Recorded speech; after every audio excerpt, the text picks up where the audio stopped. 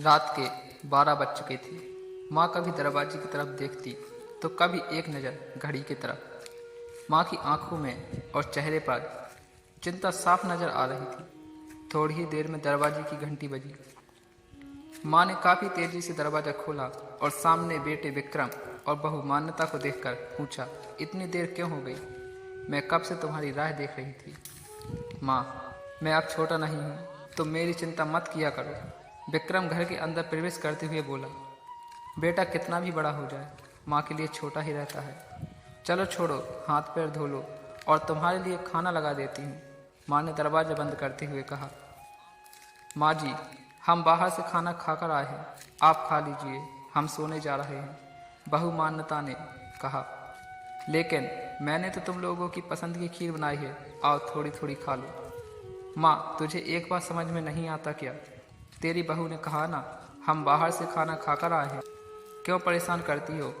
जाओ तुम खीर खा लो और सो जाओ, हमें भी शांति से सोने दो।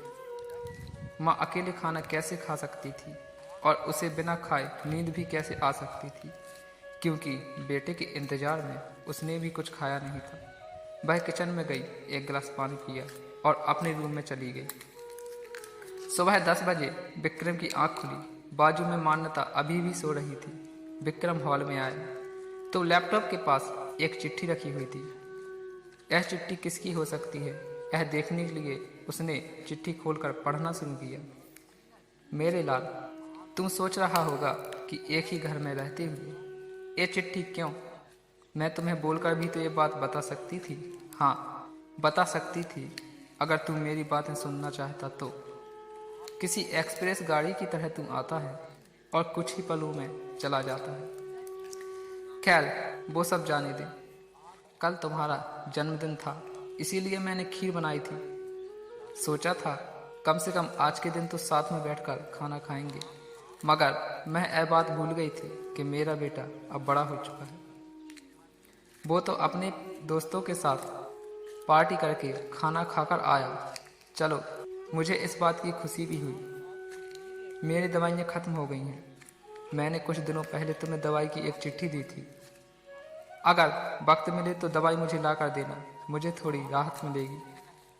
विक्रम को याद आया कि 4-5 दिन पहले माँ ने एक दवाई की चिट्ठी दी थी। उसने अपने ऑफिस के बैग में जाकर उस चिट्ठी को तलाशा और उसे खोलकर देखा। उसमें लिखा था, मुझे ऐसी दवाई ला कर दो जिससे मैं अपने बेटे को भुला सकूं। विक्रम को रियलाइज हुआ कि मुझसे बहुत बड़ी गलती हुई। उसकी आंखें नम हो गईं। वह तुरंत अपनी माँ के कमरे की तरफ दौड़ा। सबसे पहले उठ जाने वाली माँ आज क्यों नहीं उठी? देखकर उसे आश्चर्य हुआ। उसने माँ को उठाने की काफ़ी कोशिश की, लेकिन माँ एक गहरी नींद में सो चुकी थी। विक्रम के पास फूट फूट कर रोने के अलावा और कुछ नहीं रह गया था। दोस्तों, यह कहने की ज़रूरत नहीं है कि माँ बाप जीवन में कितने मूल्यवान हैं। उनके रहते हुए ही उनकी सेवा करो, उनसे प्यार करो। वह चले जाएंगे तो इस संसार में कुछ भी नहीं बचेगा। इसी तरह की मोरल कहानियाँ सुनने के लिए हमारे चैनल स्टोरी टेलर लव को सब्सक्राइब करना ना भूलें।